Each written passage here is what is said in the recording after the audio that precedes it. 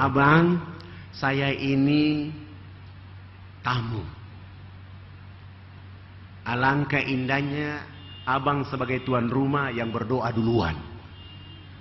Karena saya tidak tahu keadaan kondisi rumah ini, sebaiknya abang yang berdoa duluan dan saya sebagai tamu nanti berdoa kemudian. Akhirnya beliau yang berdoa duluan. Begitu beliau berdoa, beliau mengatakan, "Ya Bapa kami dalam surga, dituduskan dengan namamu di bumi seperti di surga. Terima kasih Engkau Tuhan, Engkau telah mempertemukan saya dengan seorang domba tersesat. Aku ingin menjadikan dia atas nama Engkau Yesus Juru Selamat abadi selama-lamanya." Saya dengar dalam doanya dia bilang, "Saya orang tersesat." Selesai dia bilang amin. Saya mulai merubah dengan doa, yaitu rukyat. Saya mulai merukyat beliau. Selesai saya mulai dengan Al-Ikhlas, Al-Falaq, dan saya tutup dengan Al-Fatihah. Sesudah itu saya mulai bertanya. Tadi abang yang berdoa duluan dan saya yang sekarang sebagai tamu bertanya duluan. Supaya saya bisa tahu informasi ruangan kamar ini sehingga saya indah duduk di tempat ini. Tolong ceritakan kepada saya pada tanggal berapa Injil turun dan di mana tempat turunnya Injil dan apa kata-kata Yesus ketika menerima Injil. Dan saya mau itu ditulis dalam Paulus, Markus, Yohanes, Yesaya, Ulangan. Beliau buka Injil, dari semua Injil yang dia buka tidak ada informasi, dan beliau bilang sama saya, "Pak Ustadz, saya tidak dapat informasi ini." Saya langsung bilang sama beliau bahwa informasi ini ada, hanya abang tidak baca saja. Kalau abang mau mengerti yang benar, abang pasti harus membuka Bible itu secara utuh. Karena di situ ada informasi bahwa akan datang seorang nabi. Diajarkan kitab kepadanya dengan kata-kata baca. Nabi itu mengatakan, "Aku tidak dapat membacanya." Subhanallah. Beliau langsung diam dan saya melanjutkan perjalanan ke beliau bahwa tolong buka Amsal 15 ayat 29. Di sana ada informasi tidak pantas Tuhan itu berdoa. Tidak layak Tuhan itu minta tolong. Tugas Tuhan itu adalah menerima doa dan mengabulkan doa. Yesus ketika disalib justru dia berdoa dan minta tolong. Elia sabaktani. Tolonglah aku Tuhan, tolonglah aku Tuhan.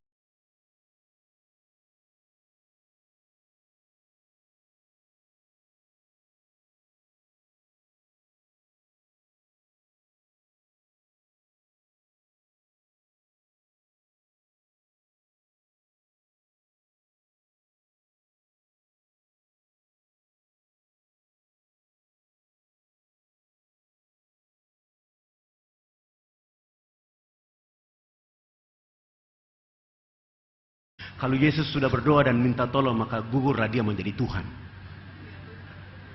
Kami dialog itu sampai jam 2 malam. Beliau mengatakan kepada saya, "Pak Ustadz, bagaimana kalau kita istirahat karena besok pagi saya mau ke gereja." Akhirnya saya masuk, kami tutup dialog malam itu dan saya masuk ke kamar mandi wudhu, mau tidur duluan. Ternyata beliau belum tidur, beliau masih menggunakan satu ilmu yang namanya menghipnotis. Dan beliau mau menghipnotis saya di tempat itu. Saya perhatikan gerakan beliau karena berdoa sambil mengarahkan tangannya ke saya. Saya di dalam bed cover itu saya juga tidak diam, saya baca ayat kursi dan saya tiup ke arah dia.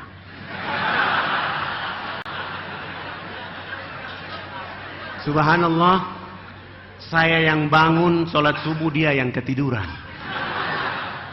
Setelah sholat subuh selesai, saya kasih bangun beliau dan beliau bangun mandi. Tapi beliau sudah tidak pakai lagi kemeja tangan panjang, lengan panjang. Sudah tidak pakai jas, hanya pakaian biasa dan langsung ke gereja. Ketika sampai ke gereja langsung beliau mengatakan, hari ini saudara-saudara hamba Tuhan, saya terakhir berdiri di tempat ini. Yang terjadi adalah tanggal 17 Juli itu beliau dikejar dan 3 jari kakinya dipotong. Spektakuler dari Allah kepada dia adalah semestinya ketika 3 jari kaki itu dipotong mesti darah tercecer keluar, tetapi begitu beliau lari dari gereja menuju ke penginapan itu tidak setetes darah pun yang keluar. Begitu masuk di kamar hotel baru keluar itu darah dan beliau bilang sama saya, Pak Ustadz tolong saya. Saya bilang ada apa? Saya mundur diri. Saya bilang kenapa tidak bilang sama saya tadi malam? Alhamdulillah saya mulai kontak teman-teman saya dan keluarganya dilindungi. Kami mulai lari dari Biak ke Jayapura dan terus terbang ke Jakarta menuju Cengkareng. Sesudah itu saya bawa beliau menuju Islamic Village di Tangerang.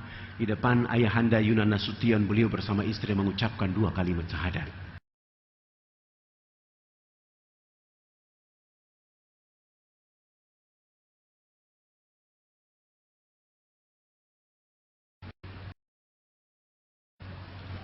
A'udzu billahi minasy syaithanir rajim.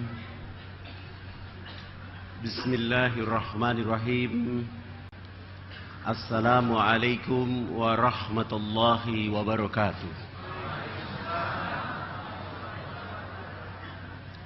Innal hamdalillah nahmaduhu wa nasta'inuhu wa nastaghfiruh wa na'udzu billahi min sururi anfusina wa min sayyiati a'malina. May yahdihillahu fala mudilla lahu wa may yudlil fala hadiya lahu. Ashhadu an la ilaha illallah wahdahu la syarika lah wa ashhadu anna Muhammadan abduhu wa rasuluh. Allahumma salli wa sallim wa barik ala sayyidina wa maulana Muhammad wa ala alihi wa ashabihi wa man tabi'ahum bi ihsan ila yaumiddin. Qala Allah Ta'ala fil kitabil aziz. A'udzu billahi minasy syaithanir rajim. Ya ayyuhan nasu ubudu rabbakumul ladzi khalaqakum wal ladzina min qablikum la'allakum tattaqun. Sadaqallahul azim wa sadaqa rasul habibil karim wa nahnu ala zalika minasy syahidin walhamdulillahi rabbil alamin. Jemaah yang dirahmati oleh Allah Subhanahu wa taala, pada malam hari ini saya bersilaturahmi dengan Bapak Ibu semuanya melalui itikaf ini dengan tema yang memang sengaja saya bawa agar seluruh umat Islam di tanah air Indonesia lebih mengenal Irian lebih dekat, mengenal dakwah dan mengenal agama Islam lebih dekat di Irian. Jamaah yang dirahmati oleh Allah Subhanahu wa taala, Fadlan ini pada tahun 79 Hijrah tinggalkan Fakfak menuju Makassar. Waktu saya meninggalkan Fakfak menuju Makassar, rambut saya itu kayak pohon beringin, kribo. Sudah hitam kribo pula. Ketika saya tiba di pelabuhan Makassar, saya bertemu saudara-saudara saya orang Bugis Makassar. Saya menyapa mereka dengan kalimat Assalamualaikum warahmatullahi wabarakatuh. Tidak ada satupun yang mau membalas salam saya saat itu. Masa ada orang Islam rambutnya kayak begini? Saya berpikir bahwa mungkin saya baru datang ke kota Makassar. Tapi ketika saya mulai sholat subuh, duhur, asar, maghrib, saya selalu diawasi oleh pengurus masjid. Jangan-jangan ini misionaris dari Irian yang sengaja masuk ke masjid kita. Saya kira juga mungkin mereka tidak tahu sejarah. Tapi ketika saya mengikuti mata kuliah agama Islam di Fakultas Ekonomi, sebuah perguruan terbaik di kawasan timur itu, begitu saya masuk kuliah di ruangan itu semua orang gagah, ganteng, cantik. saya yang mengotori ruangan mata kuliah agama Islam hari itu. Karena saya sendiri yang rambut keriting hitam, sehingga teman-teman saya yang ganteng, cakap, cantik itu mengatakan kepada dosen, Pak dosen, jangan dulu mengajar mata kuliah agama Islam karena hari ini ada orang dari Irian di dalam ruangan ini. Begitu dosen masuk ke dalam kelas dan beliau langsung menyampaikan, yang merasa bukan Islam silakan keluar karena hari ini mata kuliah agama Islam. Saya tidak mungkin keluar. Tetapi hari itu saya diusir oleh dosen dengan kata-kata yang cukup keras. Bahasanya kurang lebih demikian, keluar! Saya tidak merasakan kata-kata itu tersentuh kepada saya, tetapi beliau mengatakan, saya mengatakan, apakah pernyataan itu untuk saya? Beliau mengatakan, ya kamu keluar. Saya baru sadar bahwa itu adalah saya. Akhirnya saya memberanikan diri ke depan kelas. Saya bilang sama dosen, sebelum saya keluar dari ruangan ini, saya mohon dengan hormat, tolong Pak dosen dan teman-teman mahasiswa menjawab 3 pertanyaan saya. Yang pertama, apakah agama Islam itu hanya untuk orang Bugis, Makassar dan orang Arab saja, ataukah Islam itu rahmat untuk seluruh alam raya? Pertanyaan yang kedua, siapakah sahabat Nabi, rambutnya keriting, badannya hitam keling, suaranya merdu?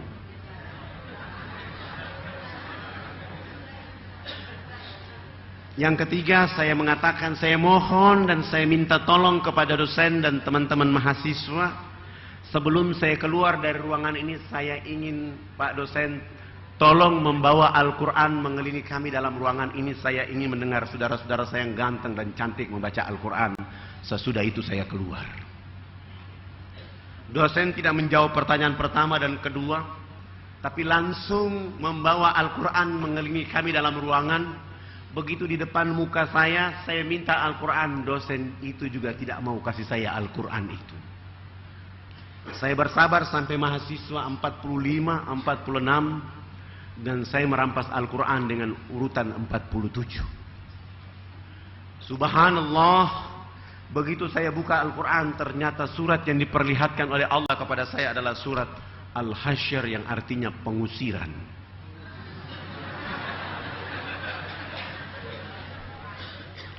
Saya baca 3 ayat terakhir selesai, dosen mengatakan, dari 47 mahasiswa, hanya 7 mahasiswa saja yang bisa membaca Al-Quran secara baik dan benar pada saat itu.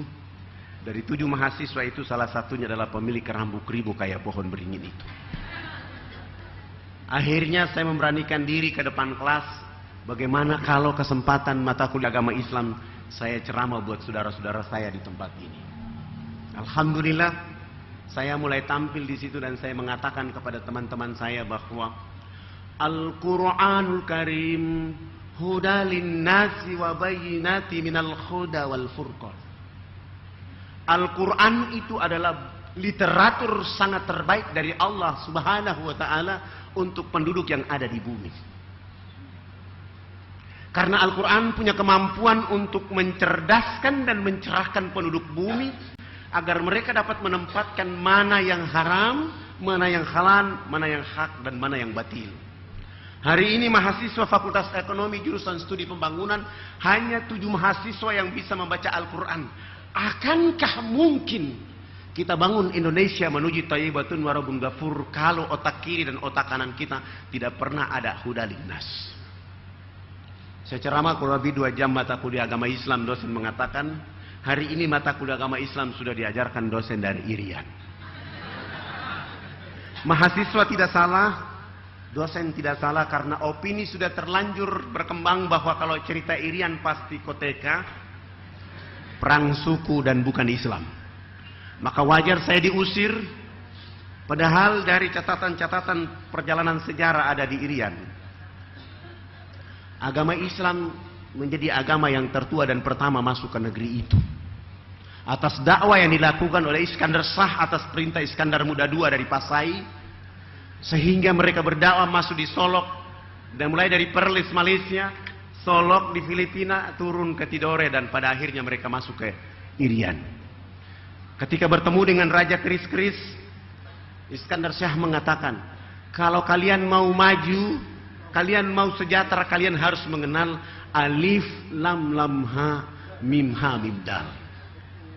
Alif lam lam ha adalah, Iskandar Shah ingin mengatakan kepada mereka bahwa itu adalah dua kalimat syahadat, Allah, dan mim ha mim dal adalah Muhammad sallallahu alaihi wasallam. Sementara agama Kristen baru masuk ke Irian pada tanggal 5 Februari 1885, itu pun atas jasa Sultan Tidore. Jauh sebelumnya sudah ada agama Islam. Ini tidak diceritakan, tidak disampaikan kepada kawasan tengah dan barat Indonesia, sehingga seakan-akan di Irian itu tidak ada agama Islam.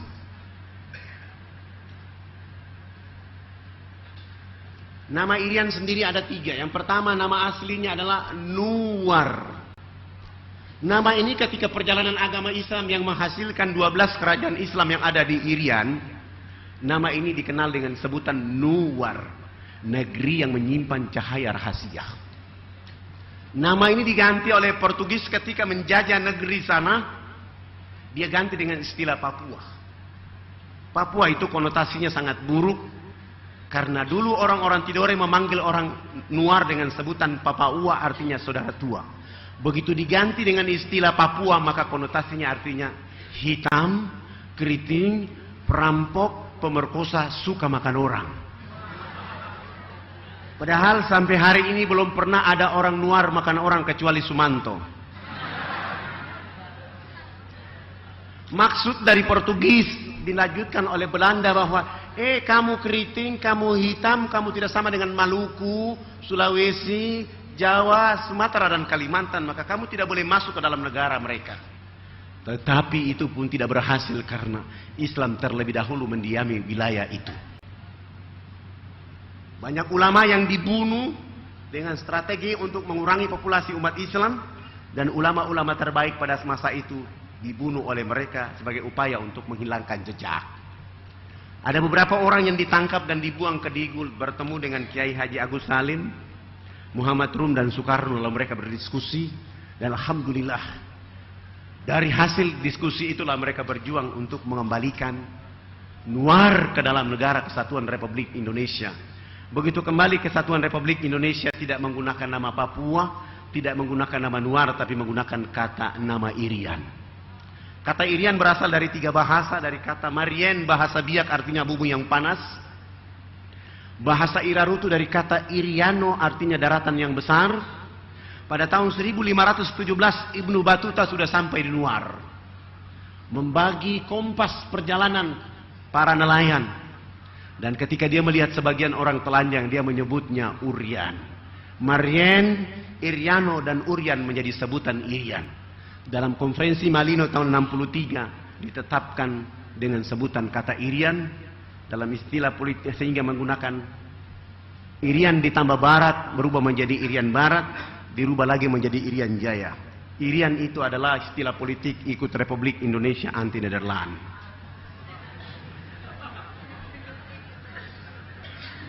Irian atau Nuar tanpa Indonesia bukanlah Nuar atau Irian. Indonesia kalau tidak ada Irian bukanlah Indonesia. Dia harus menjadi satu kesatuan yang utuh karena Islam berjalan sesuai dengan sejarah itu. Alhamdulillah, Fadlan selesai dari Makassar langsung pulang ke Irian. Tidak pernah bercita-cita jadi pegawai negeri, tetapi dilamar jadi pegawai negeri. Baru bekerja 9 bulan sudah mulai diajak untuk berkorupsi proyek analisa dampak lingkungan. Akhirnya saya mengambil keputusan bahwa ternyata korupsi yang dilakukan itu untuk memperkaya diri masing-masing, sementara saudara-saudara kita yang di daerah Irian Nuar itu dibiarkan tertinggal dan terbelakang. Dengan kita menipu pemerintah pusat, uang itu masuk sementara hanya untuk kepentingan orang-orang perorangan yang ada di sana. Akhirnya saya mengambil keputusan untuk keluar, selamat tinggal pegawai negeri. Fadlan mengatakan bahwa mengembalikan kunci rumah dinas, kunci mobil dinas, pakaian dinas, dan amplop dinas pun dikembalikan. Selamat tinggal pegawai negeri, Fadlan menjadi pegawai Rasulullah Muhammad SAW. Saat itulah saya mulai bergerak menjadi dai, dan sebelum itu saya tetap jadi dai. Pekerjaan saya yang pertama harus berdialog dengan seorang pendeta yang bernama Alphonse. Pendeta yang membenci kehadiran saya di Jayapura. Karena beliau tidak mau kalau saya bicara Islam. Beliau tidak mau kalau saya memimpin sholat duhur. Beliau tidak mau kalau saya buka tablik akbar. Dan beliau berusaha untuk mengusir saya. Alhamdulillah selesai sholat duha saya datang ke rumahnya untuk bersilaturahmi. Hari pertama saya mengetuk pintu rumahnya. Begitu saya datang, saya lihat beliau sedang berdiri di depan pintu rumahnya.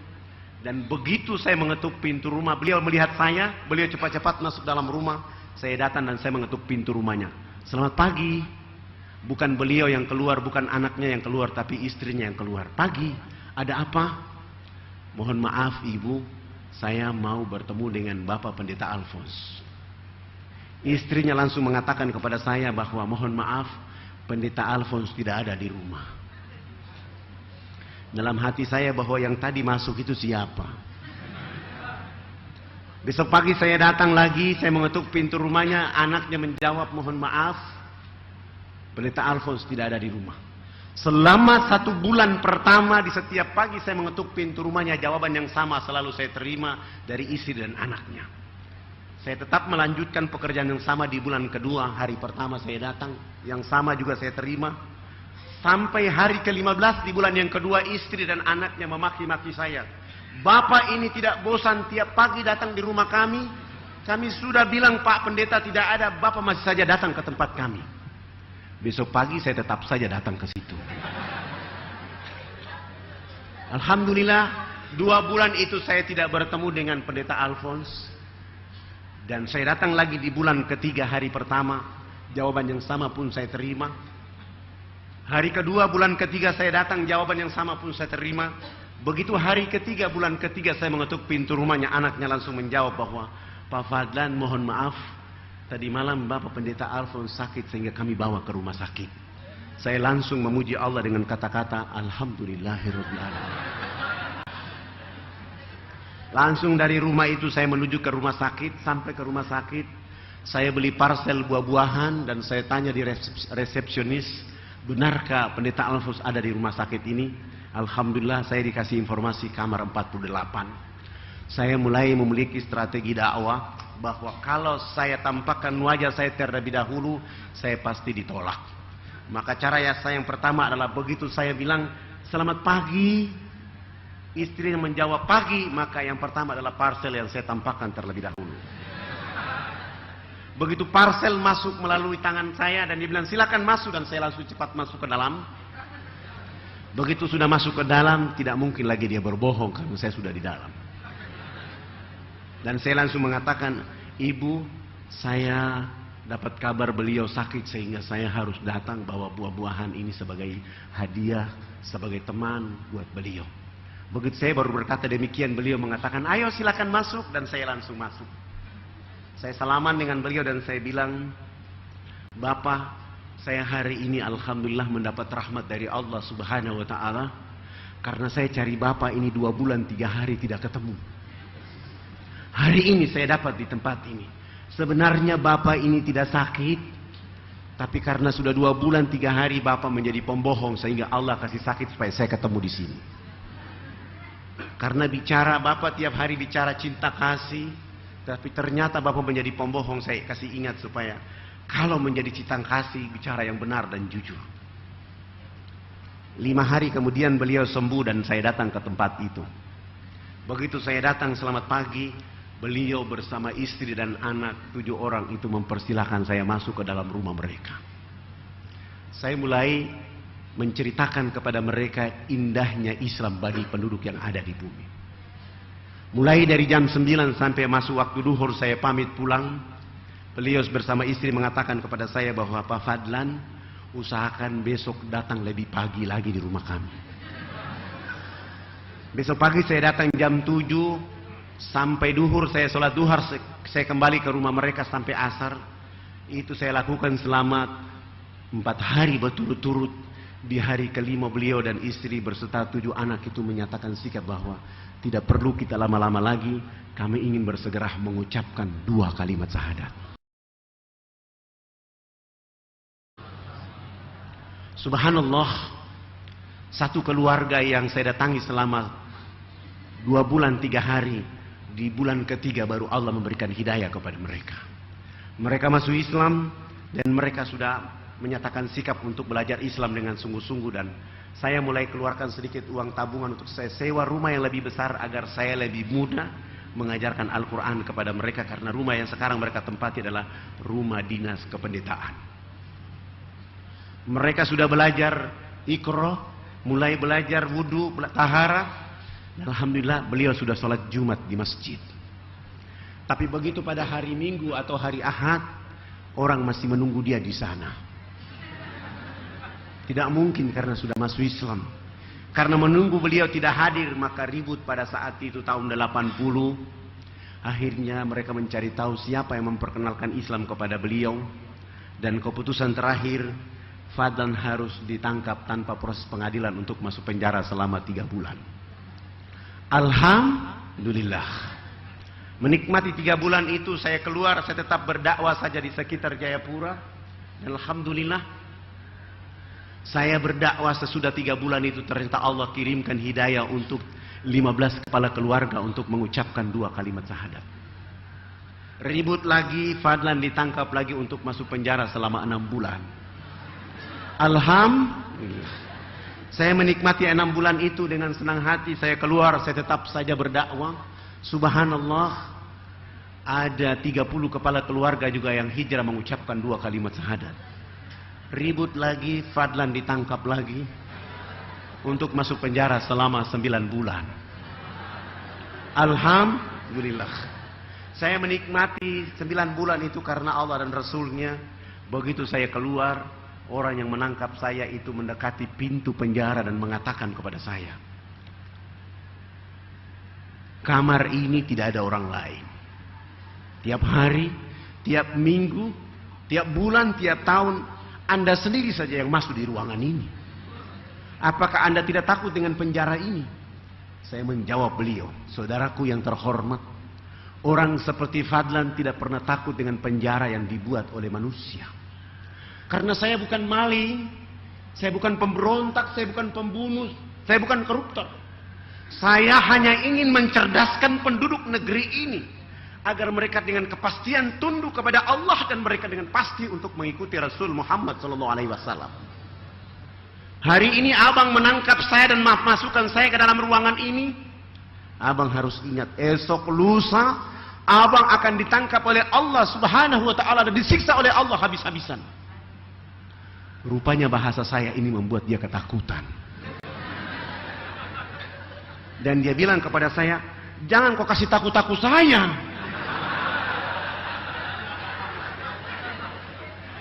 Bahasa inilah yang membuat dia tidak bawa pulang saya ke posko dakwah saya, tapi dia bawa pulang saya ke rumahnya. Subhanallah.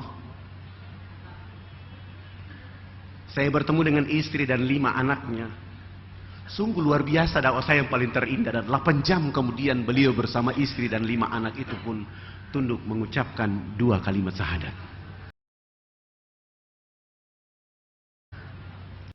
Jamaah yang dirahmati oleh Allah Subhanahu wa taala. Disinilah saya mulai melihat bahwa ternyata kalau dakwah itu dilakukan dengan serius, itu justru menghasilkan kekuatan besar dari Allah lebih cepat, yang cepatnya daripada angin yang bertiup. Sehingga saya mengambil keputusan untuk mencari daerah yang lebih jauh, yaitu kami harus jalan kaki dari Jayapura ke Wamena. Karena saat itu kami tidak punya uang, kami tidak punya pesawat, mau dan tidak mau jalan kaki. Jarak Jayapura Wamena jalan kaki 3 bulan baru sampai.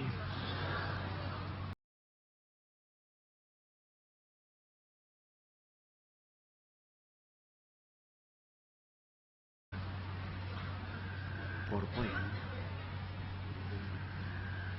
Bolpen.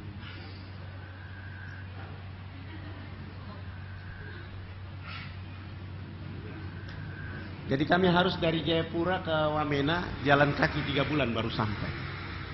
Kami 20 orang mencoba untuk jalan kaki. Ketika baru jalan kaki 1 bulan, teman-teman saya 19 orang itu mereka sudah mengatakan bahwa Ustadz, kalau kita jalan terus menerus, kami jalan kaki dari Jayapura sini ke Wamena sini, Dan itu menjadi satu-satunya proses dakwah yang harus kami lakukan. Kami baru jalan kaki 1 bulan. Teman-teman saya mereka sudah energinya habis dan mereka bilang, kalau kita melanjutkan perjalanan 3 bulan kita sampai ke sana, tidak ada dakwah kecuali kita akan dibunuh oleh orang-orang yang ada di sana. Akhirnya kami kembali lagi ke Jayapura, kembali dari Wamena, dari perjalanan ini kembali ke Jayapura, dan kami mulai menggunakan strategi dakwah, yaitu supaya bisa menumpang pesawat misionaris. Kami tidak boleh pakai nama Fadlan, tidak boleh pakai nama Imran, tidak boleh pakai nama Zainuddin. Nama kami harus diganti. Sehingga saya ke kantor desa, bawa foto ukuran 2x3, seluruh nama kami diganti. Yang nama Zainuddin dengan nama Markus. Yang nama Fadlan dengan nama Leo Garamatan. Dengan cara itulah kami bisa menumpang pesawat misionaris. Dan alhamdulillah pagi-pagi kami beli tiket. Masing-masing orang datang seakan-akan kami tidak saling kenal mengenal. Begitu kami beli tiket dan alhamdulillah kami diterima oleh mereka. Dan mulai besok kami harus menuju ke Wamena itu. Perjalanan kami ke Wamena itu 45 menit dengan pesawat. Sebelum terbang kami sudah siapkan modal dakwah kami berupa sabun mandi 7 karton. Odol 7 karton, sampo 7 karton, dan pakaian layak pakai 7 karung. Begitu kami terbang sampai ke sana, kami disambut oleh saudara-saudara kami, tapi sayang mereka dalam keadaan telanjang. Mohon maaf, ini bukan maksud porno, tapi saya ingin tampilkan yang sebenarnya. Mereka dalam keadaan seperti ini. Mereka dalam keadaan seperti ini. Mereka dalam keadaan seperti ini. Ketika melihat kondisi seperti itu, saya bilang sama para dai bahwa 1 minggu pertama kita tidak boleh berdakwah, kita akan mempelajari mengapa mereka demikian. Dan ternyata setelah kami melakukan pendekatan, mereka dilarang tidak boleh mandi menggunakan air bersih. Mereka boleh mandi hanya menggunakan minyak atau lemak babi saja.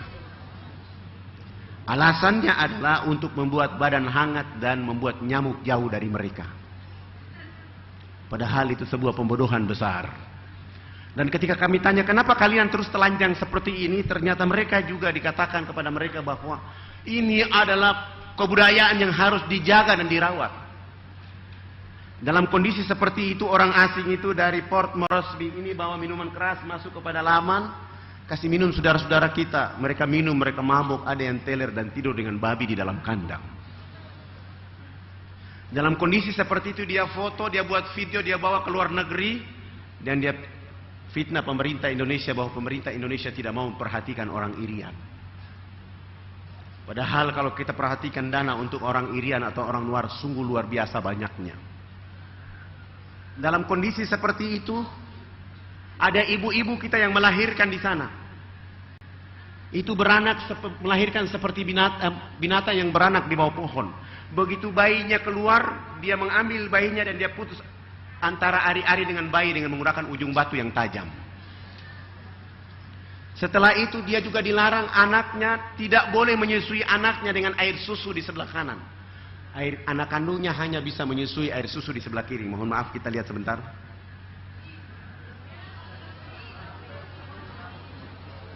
Warga negara Indonesia dididik untuk melakukan hal seperti ini di tanah air Indonesia.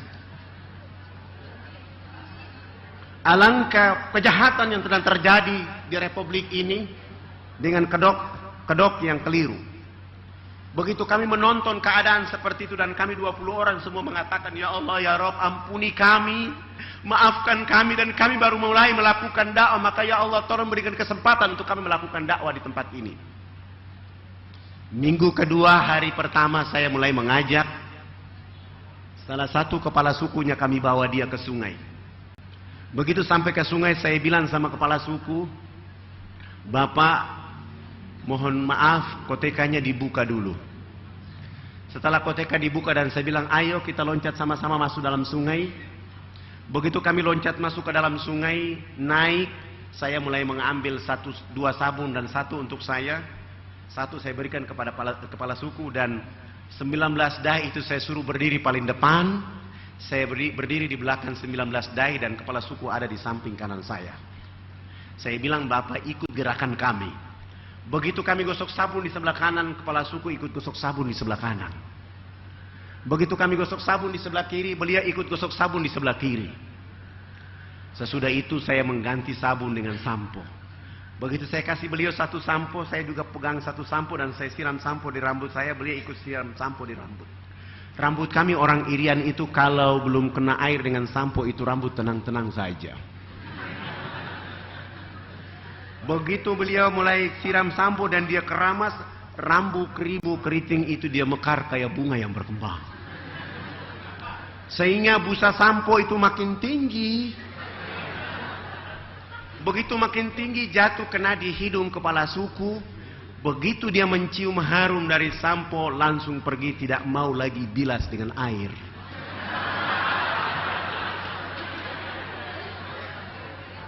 Begitu dia jalan, para dai mengatakan, "Bapak kepala suku harus disiram dengan air." Beliau mengatakan, "Tidak anak, ini wangi." Rupanya selama hidupnya baru pertama mencium bau harum. 6 hari berturut-turut kepala suku ini mandi tidak pernah bilas dengan air. Di hari ke-6, setelah dia datang, kotekannya dia buka, masuk dalam sungai, naik gosok sabun, gosok sampo, dia pakai koteka, dia jalan kayak kuntilanak yang berjalan. Kena matahari, akhirnya busa tadi kering di badan, busa sampo kering di rambutnya. Beliau langsung pergi ke kebun bekerja seperti biasa seorang petani. Jam 2 siang dia pulang ke rumah, Allah Subhanahu wa ta'ala menurunkan rizki berupa hujan. Dia mau bersembunyi di bawah pohon, kena air hujan sehingga busa sampo dan sabun yang tadi kering itu muncul kembali. Beliau gosok-gosok sampai busa sampo itu hilang, busa sabun pun hilang. Allah mengganti dengan kesegaran jasmani. Kepala suku ini tiba di rumah tidur dari jam 3 sore sampai jam 9 pagi hari berikutnya. Pagi-pagi saya datang bersama tim dakwah, bertemu dengan beliau dan berdialog dengan beliau. Begitu kami baru dialog, beliau langsung mengatakan kepada kami bahwa, "Anak, mandi yang benar itu yang anak ajarkan. Karena Bapak kemarin dimandikan oleh Tuhan sehingga Bapak tidur menjadi enak. Selama ini Bapak belum pernah tidur enak seperti itu." Saya langsung mengatakan, "Bagaimana kalau pagi ini Bapak ikut kami mandi seperti biasa?" Beliau langsung dengan semangat ikut kami ke sungai dan hari itu baru dia resmi mandi dan bilas. Setelah beliau bilas selesai, beliau naik tidur dari jam 9 pagi sampai jam 3 sore hari itu. Setelah bangun tidur jam 3 sore hari itu, di sana sudah ada kecerdasan dan pencerahan.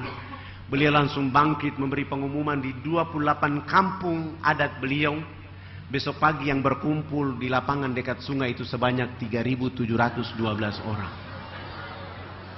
Laki, perempuan, besar kecil untuk mengikuti materi mandi menggunakan sabun yang kami bawa. Mulai pagi itu kami mulai karena orangnya terlalu banyak. Sabun yang kami bawa 7 karton tidak cukup. Terpaksa 1 sabun dibagi 4 untuk memulai pelajaran mandi yang kami ajarkan. Begitu kami ajar dari jam 8 pagi sampai masuk waktu duhur, saya langsung kasih pengumuman bahwa Bapak kepala suku, mama-mama dan masyarakat, agama kami Islam, maka kami mohon yang sudah mandi jangan pulang, yang belum mandi juga jangan pulang. Nanti kami selesai sholat duhur, kami akan melanjutkan pelajaran mandi. Dan sebelumnya kami sudah membuat panggung di pinggir sungai itu untuk kami sholat duhur. Akhirnya kami 20 orang selesai wudhu, kami naik di atas panggung. Sementara 3.712 orang itu mereka duduk di bawah panggung. Saya naik berdiri di depan jadi imam. 19 orang itu jadi makmuman di belakang. Dan salah satu dia qamat dan saya berdiri takbir. Allahu Akbar. 19 makmuman itu juga takbir.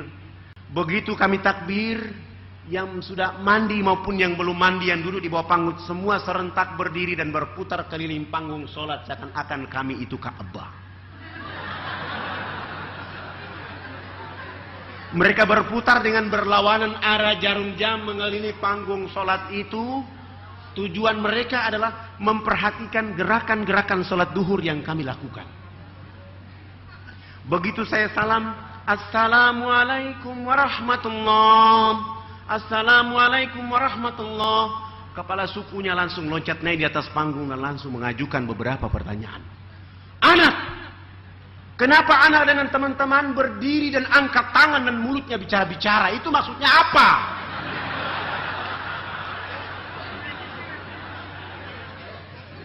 Saya langsung memuji Allah, subhanallah, ini baru mandi sudah cerdas begini.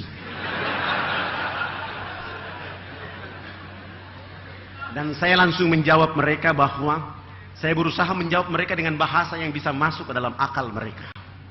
Bapak kepala suku, mama-mama dan masyarakat, agama kami Islam. Di dalam agama kami diperintahkan oleh Tuhan Allah Sang Pencipta dalam satu hari 5 kali menghadapnya di saat dan waktu yang ditentukan.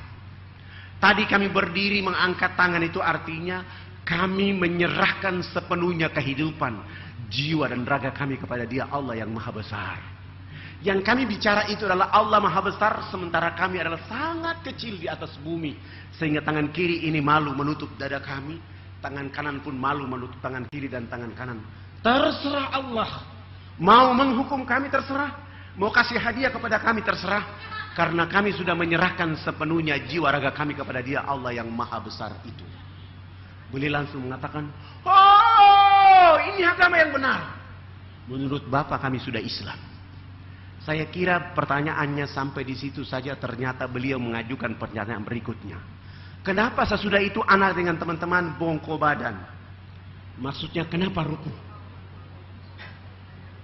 Saya juga berusaha menjawab, kami bongkok badan itu supaya kami melihat di bumi itu ada tanah, ada pasir, ada batu, ada air, ada hewan, ada tumbuhan. Semua itu fasilitas dari Allah kepada manusia. Dinikmati, dilindungi, dipelihara karena masih ada manusia berikutnya. Begitu saya jawab, beliau mengatakan bahwa ini agama yang benar. Menurut Bapak kami sudah Islam. Saya juga kira sudah berhenti di situ, ternyata beliau terus memburu dengan pertanyaan berikutnya. Kenapa sesudah itu anak dengan teman-teman tunduk mencium papan? Maksudnya kenapa sujud? Saya jawab, kami tunduk mencium papan itu pertanda kami menangis kepada Tuhan Allah atas segala kejahatan, maksiat, dosa yang kami lakukan di bumi. Sehingga kami merendahkan kepala kami untuk memohon ampun kepada Dia Allah yang Maha Tinggi. Kenapa kami lakukan itu? Karena sebentar kami mati nanti, kulit, daging, darah dan tulang akan dilebur menjadi tanah. Sebelum dilebur menjadi tanah, kami merendahkan kepala kami untuk menangis, meminta ampun kepada Dia Allah yang Maha Tinggi. Beliau terus mengajukan pertanyaan berikutnya. Kenapa sesudah itu anak dengan teman-teman lihat ke sebelah kanan mulutnya bicara-bicara, lihat ke sebelah kiri masih bicara-bicara? Saya jawab lagi bahwa kalau tadi kami mengangkat tangan adalah menyerahkan sepenuhnya jiwa, raga dan kehidupan kami. Kami bongkok badan untuk melihat apa yang diberikan oleh Allah. Sesudah itu kami menangis minta ampun. Selesai minta ampun, kami lihat ke sebelah kanan. Kalau belum ada, kami lihat saudara-saudara kami ada yang belum tahu mandi, tugas kami mengajarkan mereka bisa tahu mandi. Melihat ke sebelah kiri, kalau belum ada orang yang tahu berpakaian, tugas kami mencari pakaian untuk menutup badannya. Ada yang sakit, tugas kami mencari obat. Ada yang lapar, tugas kami mencari makan. Sehingga hubungan kami dengan Tuhan Allah terus berjalan. Dan komunikasi kami dengan siapa saja manusia di bumi. Sehingga menjaga alam ini terus damai, tentram. Untuk beribadah kepada Allah subhanahu wa ta'ala. Begitu mendengar penjelasan saya dan kepala suku mengatakan bahwa kalau begitu kamu 20 orang tidak boleh duduk di atas panggung, kamu turun duduk di bawah. Akhirnya kami 20 semua turun duduk di bawah panggung. Mereka 6 kepala suku naik di atas itu menggantikan kami. Mereka bukan sholat, tetapi mereka rapat adat untuk membahas kehadiran kami di wilayah mereka saat itu. 1,5 jam kemudian kepala suku besarnya berdiri dan menyampaikan pengumuman kepada mereka dengan bahasa mereka. Wah, wah, wah, wah, hubulakanayat. Saya saat itu dan kami saat itu tidak tahu apa, tidak mengerti bahasa itu. Tapi begitu saya tanya kepada orang yang ada di samping saya, subhanallah, artinya sangat luar biasa. Hari ini kita senang, hari ini kita gembira karena anak-anak ini sudah datang mengajarkan agama yang benar. Dalam rapat adat kami menyatakan bahwa kita semua yang ada di lapangan harus mengikuti agama yang mereka ajarkan. Begitu kami mendengar terjemahan itu, akhirnya kami 20 orang semua langsung sujud syukur dan menangis kepada Allah.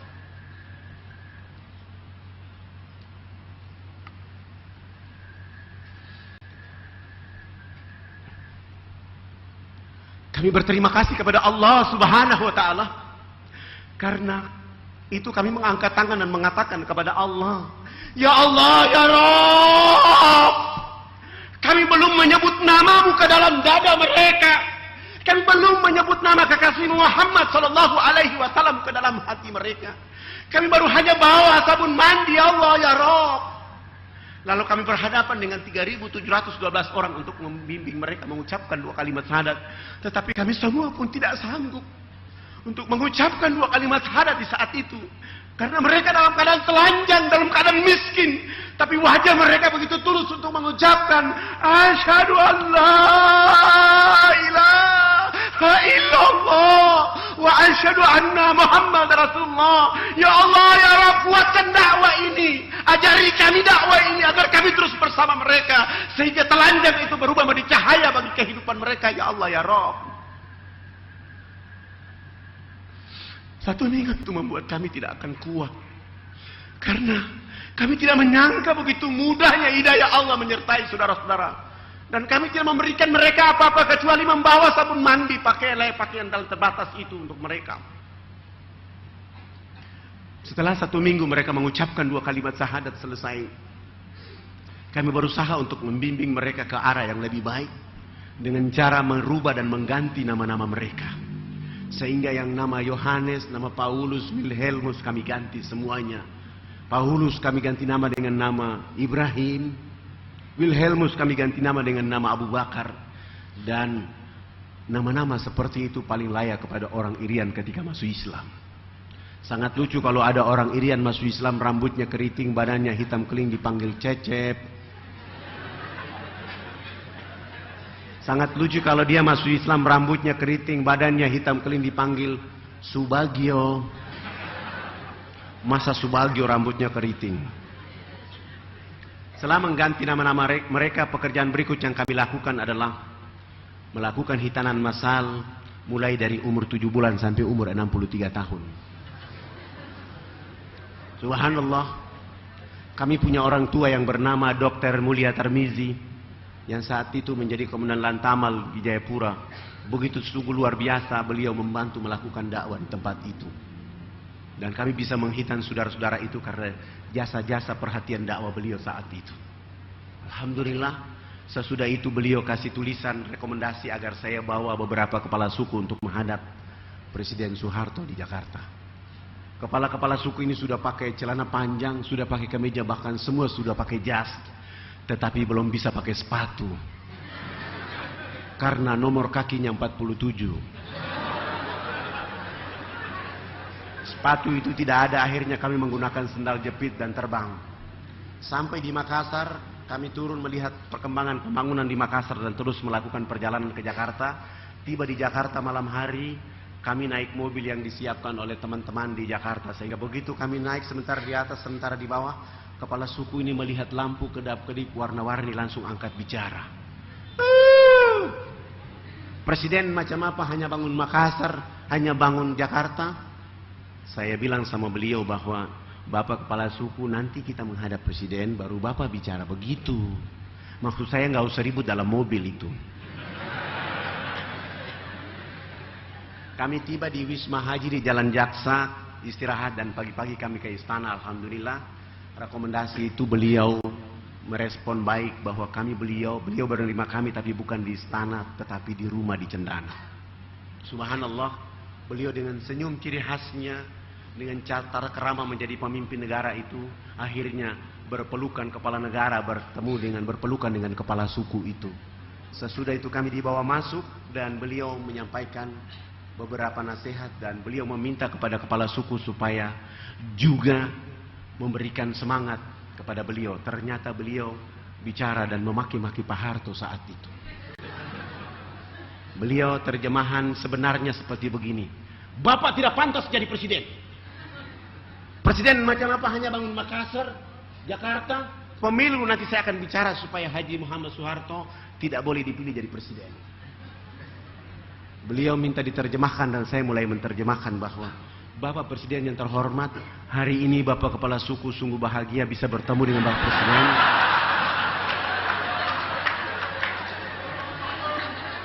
Dan Bapak Kepala Suku mengatakan bahwa Bapak Haji Muhammad Soeharto layak jadi Bapak Pembangunan Nasional. Dengan strategi itu, Pak Harto langsung menelpon Menteri Agama dan kepala-kepala suku itu juga di saat itu juga berangkat haji. Beliau juga menelpon Menteri Sosial, kami mendapat bantuan 412 unit rumah layak huni buat saudara-saudara yang masuk Islam.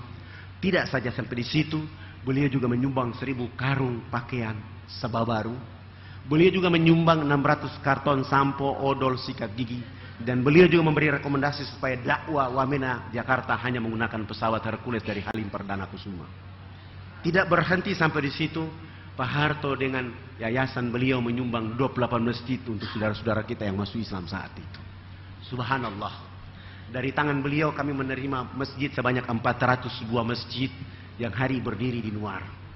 Jika Bapak Ibu nanti suatu saat punya waktu datang ke Wamena, jangan di kotanya, usahakan jalan kaki 2 hari ke dalam. Di sanalah kita akan melihat indahnya saudara-saudara kita rambut keriting. Mereka akan melantunkan azan duhur, asar, maghrib. Justru kita tidak sanggup melihat keindahan Allah dan Islam di saat-saat seperti itu. Saudara-saudaraku yang dirahmati oleh Allah Subhanahu wa Ta'ala, kami terus berputar sehingga saya bergeser untuk berdakwah ke Biak. Saat saya ada di Biak, saya baru berdakwah 5 hari, saya bertemu dengan seorang pendeta yang bernama Alexander. Beliau mengusir saya dari sana. Beliau bilang sama saya, Anda tidak boleh bicara Islam di sini. Saya jawab beliau bahwa saudaraku, abang orang Irian, saya orang Irian, abang Kristen, saya Islam. Alangkah jahatnya abang mengusir saya dari tempat ini. Padahal dalam catatan sejarah agama yang pertama masuk ke Irian adalah agama Islam. Dan kami yang mengantar agama Kristen masuk ke Irian. Kenapa abang mengusir saya? Beliau terus mengatakan bahwa pokoknya keluar dari sini, tidak boleh bicara Islam di tempat itu. Saya bilang, alasan apa yang bisa cocok agar saya tidak boleh bicara Islam di tempat ini? Kalau abang tidak menjelaskan dengan baik kepada saya, maka saya tetap berdakwah di tempat ini. Beliau mengatakan pokoknya tidak boleh bicara Islam di tempat ini. Dan saya tanya lagi, kenapa saya tidak boleh bicara Islam di tempat ini? Beliau langsung menjawab, Anda tidak boleh bicara Islam di tempat ini karena Irian sudah dibeli oleh Yesus Kristus. Begitu dia bilang Irian sudah dibeli oleh Yesus Kristus, saya mengatakan, mana kwitansi dari Yesus itu?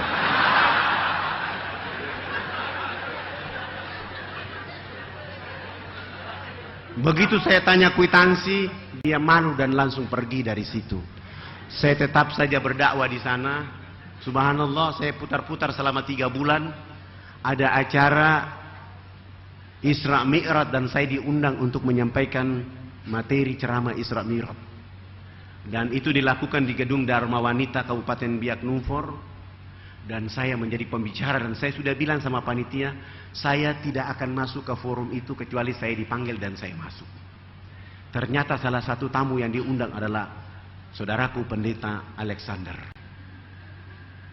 Begitu mereka bilang yang menyampaikan materi pada hari ini adalah saudara Fadlan Garamatan dan saya langsung naik di atas mimbar. Begitu saya beri salam selesai, saya lihat ternyata beliau duduk di depan saya dan saya mulai merubah tema pidato saya. Seharusnya saya bicara pentingnya sholat bagi kehidupan penduduk di bumi. Saya ganti dengan kata-kata saya seperti ini. Tidak ada agama yang diberi peluang dan kesempatan oleh Allah kecuali Islam saja. Begitu berartinya peluang dan kesempatan. Sehingga Allah Subhanahu wa Ta'ala menghibur kekasihnya Rasul Muhammad Sallallahu Alaihi Wasallam yang saat itu ditinggalkan oleh istrinya dan ditinggalkan oleh pamannya Abu Talib. Sehingga Allah ingin mengulangi proses silaturahmi Ibrahim, di mana seluruh keturunan Ibrahim turunnya di Palestina, hanya satu yang datang di Mekah. Maka Allah menjalankan Rasulullah dengan Mekah, Madinah.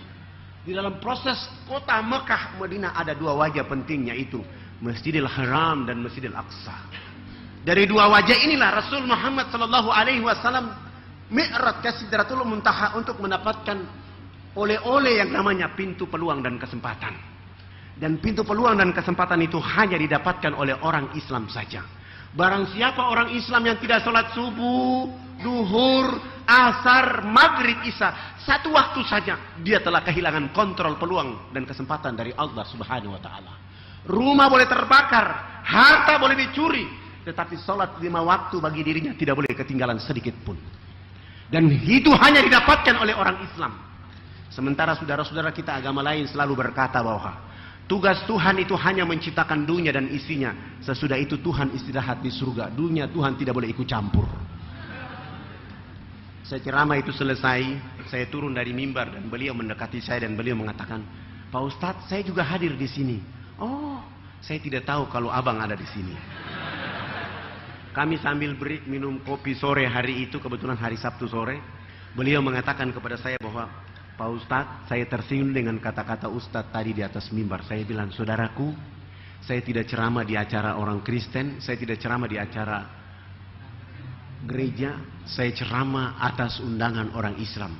Saya tidak tahu kalau abang ada di sini."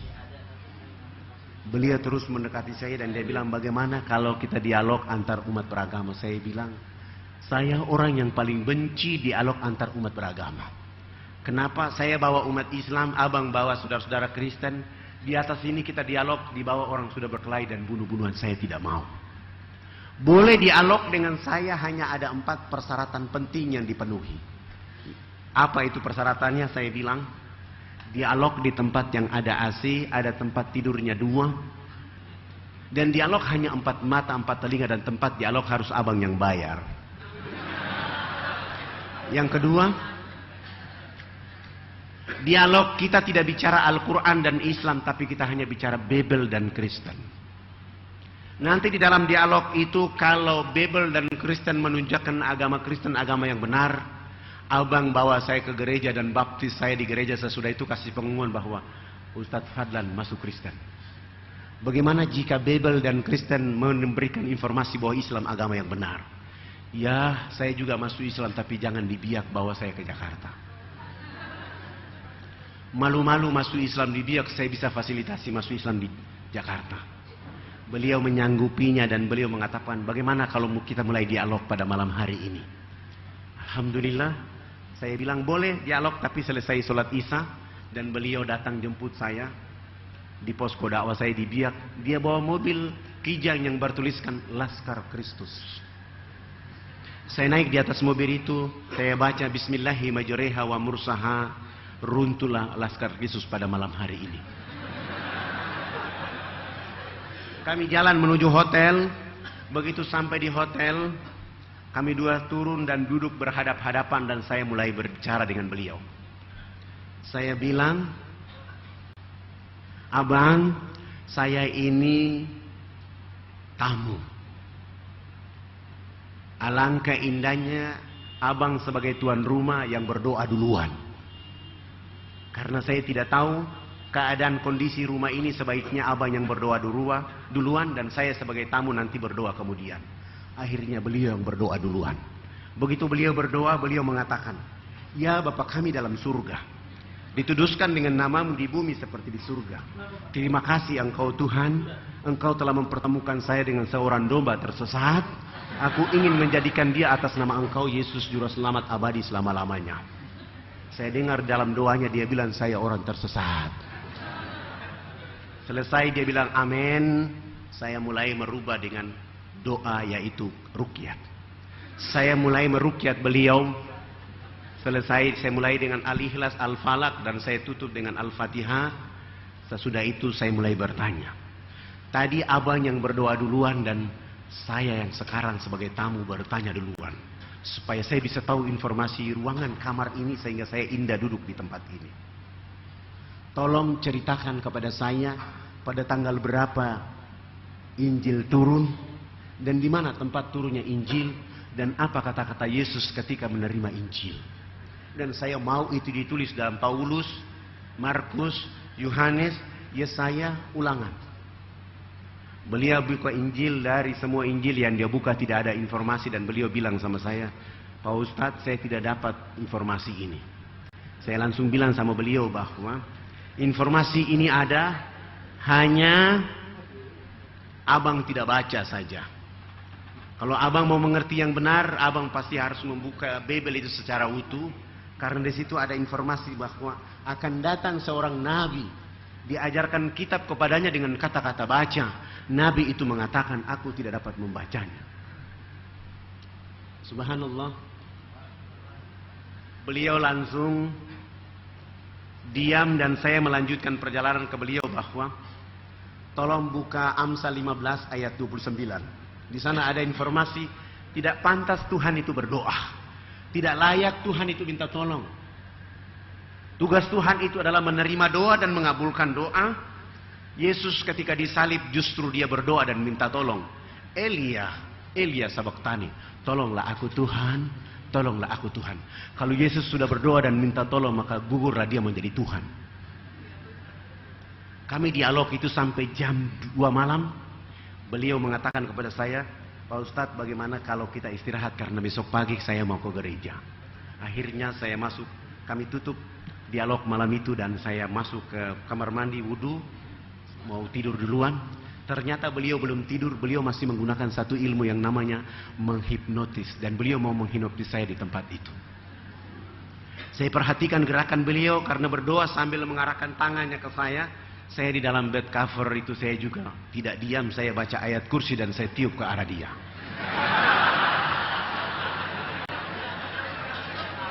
Subhanallah. Saya yang bangun sholat subuh, dia yang ketiduran.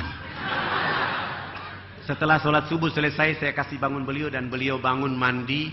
Tapi beliau sudah tidak pakai lagi kemeja tangan panjang, lengan panjang. Sudah tidak pakai jas, hanya pakaian biasa dan langsung ke gereja. Ketika sampai ke gereja langsung beliau mengatakan, hari ini saudara-saudara hamba Tuhan, saya terakhir berdiri di tempat ini. Yang terjadi adalah tanggal 17 Juli itu beliau dikejar dan 3 jari kakinya dipotong. Spektakuler dari Allah kepada dia adalah semestinya ketika 3 jari kaki itu dipotong mesti darah tercecer keluar. Tetapi begitu beliau lari dari gereja menuju ke penginapan itu, tidak setetes darah pun yang keluar.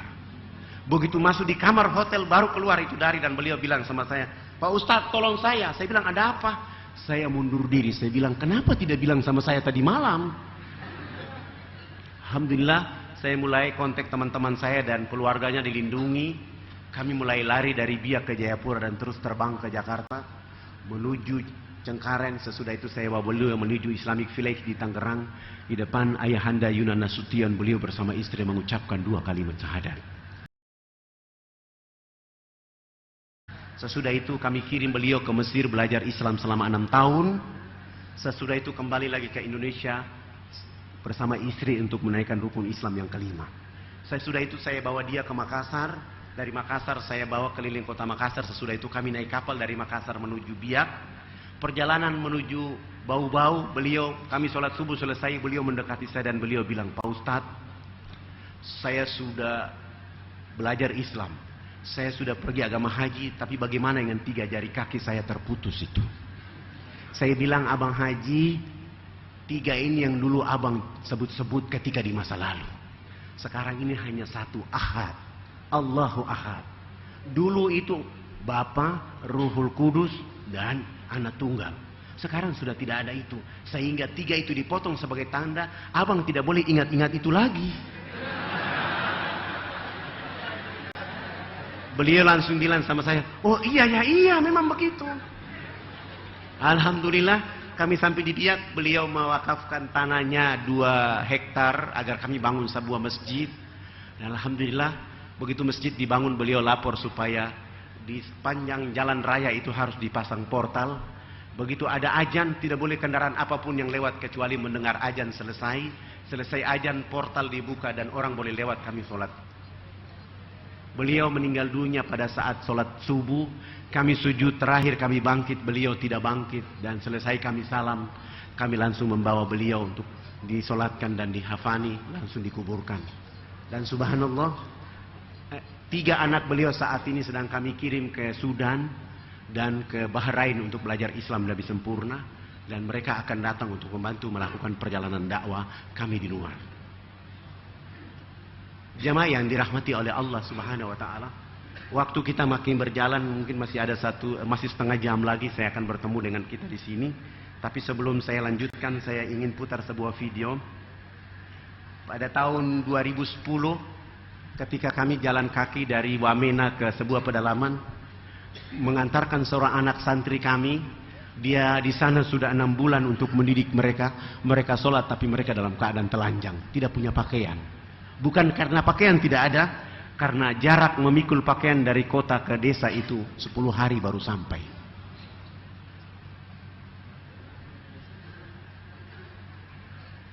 Sebelum saya lanjutkan, kita lihat potret ini dulu.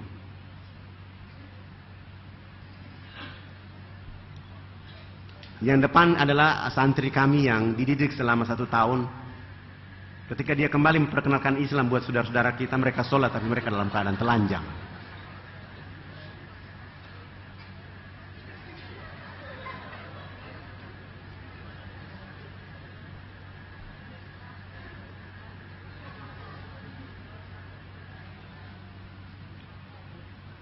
Lanjutan, mari kita lihat bagaimana saudara-saudara kita yang hanya dengan dakwah menggunakan sabun mandi mereka bisa berubah karena Allah dan Rasulullah Muhammad sallallahu alaihi wasallam.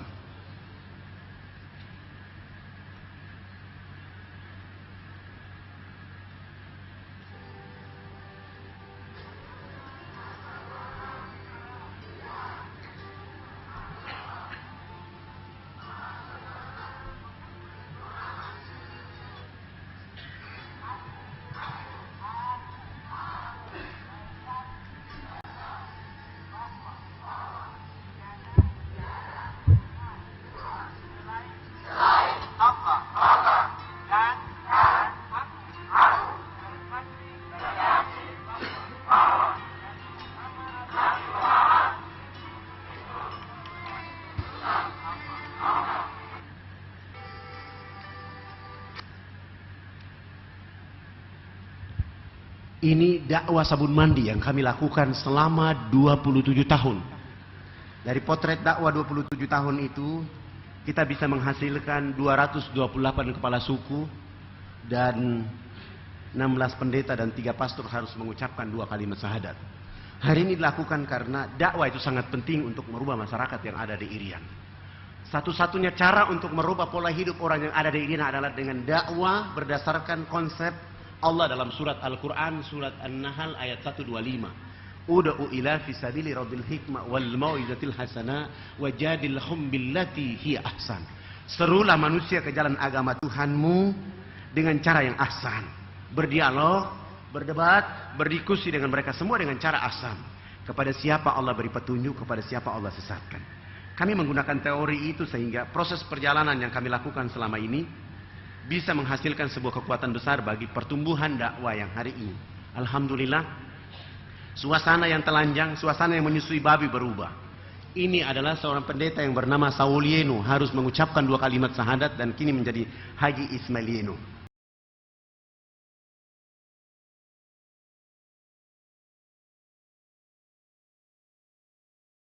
Ini adalah kepala suku besar Asmat yang baru tanggal 19 Februari 2012 yang lalu bersama istri mengucapkan 2 kalimat syahadat, dan beliau mulai mengarahkan agar 1.800 kepala keluarga di kampung halaman beliau juga mengucapkan 2 kalimat syahadat, sehingga kami harus datang ke kampung mereka untuk melakukan aktivitas dengan hitanan massal kurang lebih 8.000 orang beberapa waktu yang lalu.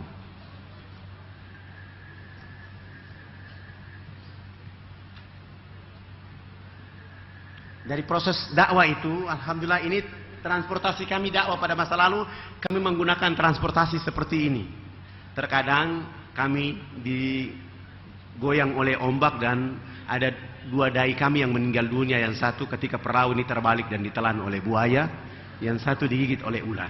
Tapi alhamdulillah dengan dakwah terus berkembang sehingga seluruh umat Islam di dunia memberi perhatian kepada dakwah yang kami lakukan di Nuar, sehingga alhamdulillah kami mendapat bantuan dari umat Islam di Jakarta berupa kapal dakwah seperti ini dengan kami menyimpan uang, sehingga kami buat kapal dakwah modern seperti ini. Sehingga ketika kami ke daerah-daerah terpencil, ke sungai menggunakan perahu seperti ini. Dan ini adalah uang infak sedekah yang dikumpulkan oleh umat Islam kepada kami. Lalu kami buat perahu ini di Tangerang dan dibawa ke Irian. Saudara-saudara kita dari Malaysia juga tidak ketinggalan, mereka juga menyumbang kapal yang hampir sama besarnya seperti yang pertama. Dan subhanallah, umat Islam dari Belanda pun tidak ketinggalan, mereka juga menyumbang sebuah kapal spektakuler buat dakwah kami di Nuar, yaitu seperti itu. Semua kapal ini dipakai untuk kegiatan dakwah, dan insya Allah bulan November tahun ini kami juga akan mendapatkan sebuah pesawat dakwah yang disumbangkan oleh umat Islam dari Qatar, sehingga kami akan melakukan aktivitas dakwah lebih cepat, sehingga akan mencerdaskan saudara-saudara kita yang tadi merontak, telanjang, yang selalu kita nonton di televisi.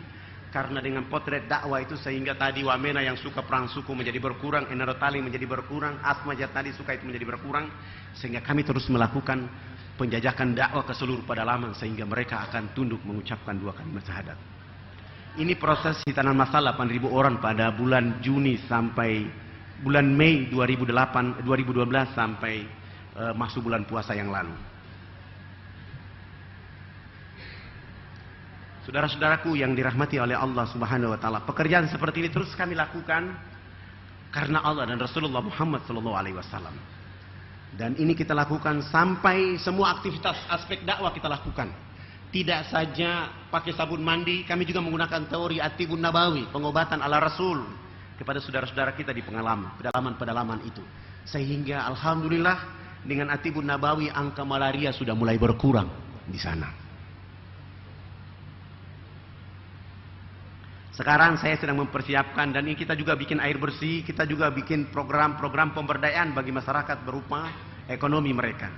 Kita juga menyumbang alat transportasi dari kampung ke kota, dari sumbangan seluruh umat Islam Indonesia, sehingga bantuan terus kepada mereka agar mereka menjadi orang-orang yang bisa cerdas, sebagaimana dituntun dalam agama Allah al-Islam. Kami juga membuat perahu-perahu seperti ini agar mereka bisa menangkap ikan mereka. Dan perahu ini semua kami buat di Tangerang dan dibawa dengan kapal melalui Tanjung Priuk dan sampai ke pedalaman agar mereka bisa aktivitas. Setelah saya muslim, saya berubah dan saya aktivitas seperti biasanya. Ini sebuah masjid yang kami bangun di Timika yang dalam proses. Ini beberapa masjid yang ada di kampung-kampung di pedalaman. Ini saudara-saudara kita yang ada di kampung yang dengan muslim masjid itu ada. Dan ini adalah anak-anak kita, orang-orang para dai kami yang ada di sana. Kalau mereka berpakaian seperti ini, kita lihat ternyata seakan-akan bukan orang Irian yang berpakaian seperti itu.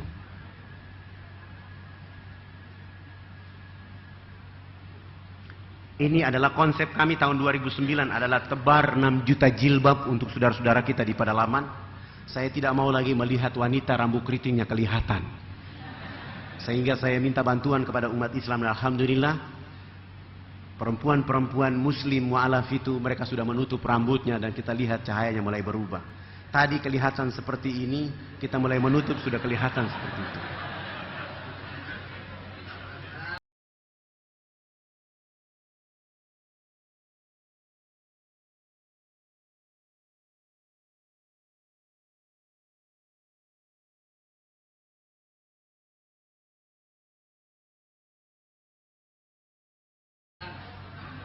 Dan cahaya itu mulai nampak satu persatu, dan kami terus berpacu untuk merubah. Dia hitam, keriting, tapi ketika ditutup kepalanya dengan jilbab itu, maka pasti orang salah menyangka. Bahkan ketika ada orang Jawa, orang Bugis datang ke sana langsung melamar, dia kira itu orang Yaman.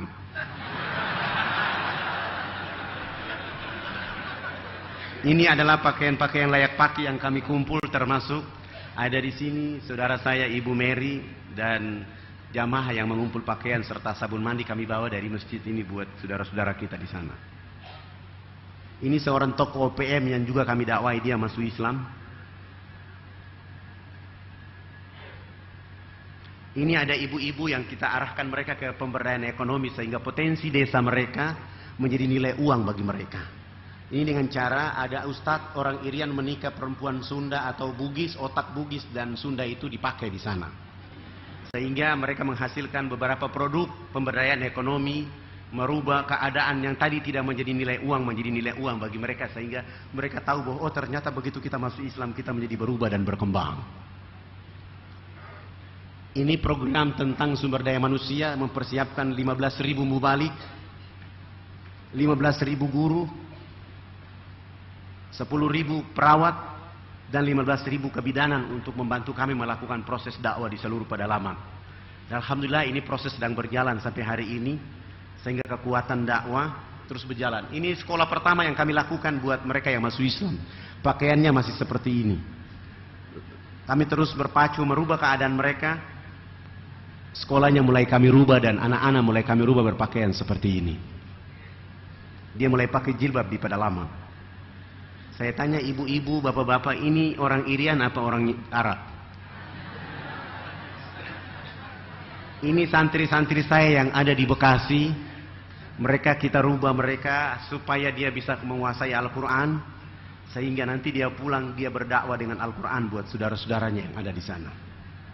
Sehingga anak-anak ini kita hijrahkan dari Irian, ada sebagian turun di Makassar, sebagian ditarik ke Pulau Jawa, agar dirubah keadaan mereka sehingga nanti di 2030 dia akan bicara Islam dengan sempurna di tengah-tengah kehidupan mereka di Nuara atau di Irian. Ini keadaan anak-anak itu.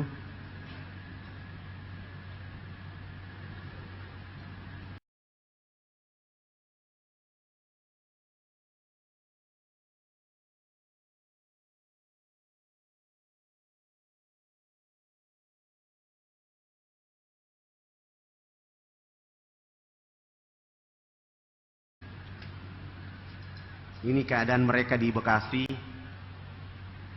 Alhamdulillah mereka terus berpacu merubah keadaan ini.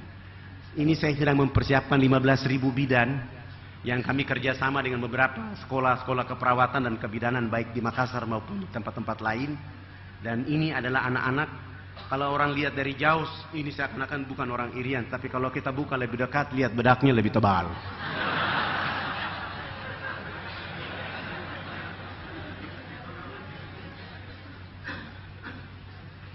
Ini kita sedang mempersiapkan tahfiz Quran 350 santri baik yang laki maupun akhwat. Dan ini sedang berjalan, proses terus dilakukan sehingga nanti dakwah kita terbuka untuk Indonesia, khususnya mulai dari Nuara atau dari Irian. Kita akan melihat suasana anak-anak muslim itu akan bangkit. Dan saya ingin meyakinkan bahwa kalau dengan dakwah yang kita lakukan dengan konsep perubahan bagi masyarakat Irian, saya yakin dan saya percaya bahwa suatu saat nanti Nuar yang menjadi negeri yang menyimpan cahaya rahasia itu akan menjadi kebaikan untuk bangsa Indonesia. Dan saat ini sudah ada cahaya itu. Saat ini mereka telah muncul. Idza jaa nasrullahi wal fath wa ra'aitan nasa yadkhuluna fi dinillahi afwaja. Ini sedang terjadi. Sehingga kita menjadi orang Indonesia harus bersyukur bahwa Allah Subhanahu wa taala memberikan kita Indonesia Timur, Tengah dan Barat. Dan ternyata dari Indonesia 3 waktu ini orang yang pertama sholat subuh di Indonesia adalah orang Irian. 1 jam kemudian baru orang Sulawesi, 2 jam kemudian baru orang yang ada di kawasan barat. Apa maksud rahasia Allah? Kalau tidak ada orang Irian yang muslim, begitu masuk menjelang subuh tidak ada orang yang takbir. Allahu Akbar tidak ada. Nanti 1 jam kemudian baru Sulawesi ada suara takbir. Allah akan bertanya kepada kita, kenapa tidak ada takbir di sana menjelang subuh? Tetapi ketika ada dakwah sampai kepada saudara-saudara kita di sana, pasti ada orang yang bangun terlebih dahulu untuk mengingatkan kita di kawasan tengah dan barat Indonesia. Sungguh luar biasa kalau dia rambut keriting, hitam, selesai sholat subuh dan dia mengangkat tangan untuk berdoa kepada seluruh umat Islam, kepada Allah untuk seluruh umat Islam di seluruh muka bumi. Allahumma rabbi ghafir lil muslimina wal muslimat wal mu'minina wal mu'minat al ahya'i minhum wal amwat. Berarti seluruh orang Islam di muka bumi ini mendapat doa awal dari orang-orang keriting yang hitam itu. Sehingga ini kita lakukan sebagai upaya agar membantu pemerintah proses perubahan itu terjadi pada masyarakat kita yang ada di sana. Sehingga alhamdulillah satu demi satu terus tunduk mengucapkan 2 kalimat syahadat. Nilai ini yang saya lakukan terus menerus sampai hari ini. Dan alhamdulillah saya malam ini diundang datang ke tempat ini bersilaturahmi dengan Bapak Ibu semuanya. Sehingga nilai Islam yang kita harapkan itu terus berkembang, tumbuh, dan akan menjadi sebuah nilai spektakuler bagi perjalanan kehidupan dakwah khususnya untuk tanah air kita tercinta. Sebelum saya akhiri, saya putar sebuah video bagaimana umat Islam semangat membawa Kuba dari kota ke kampung.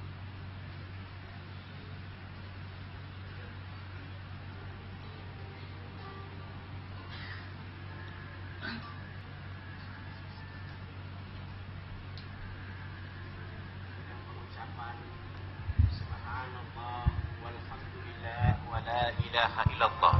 Mereka membawa kubah, mereka pikul.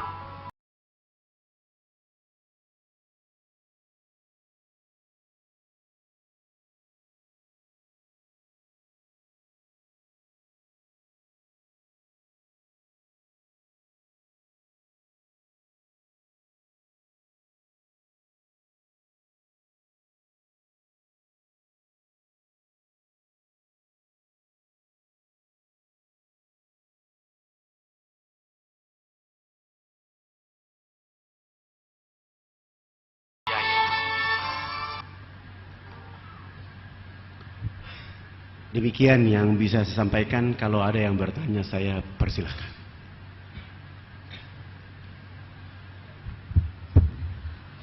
Baik para jamaah sekalian, sungguh luar biasa apa yang sudah dipaparkan melalui cerita-cerita berdakwah, mengajak hijrah, menjadikan Papua negeri yang muslim.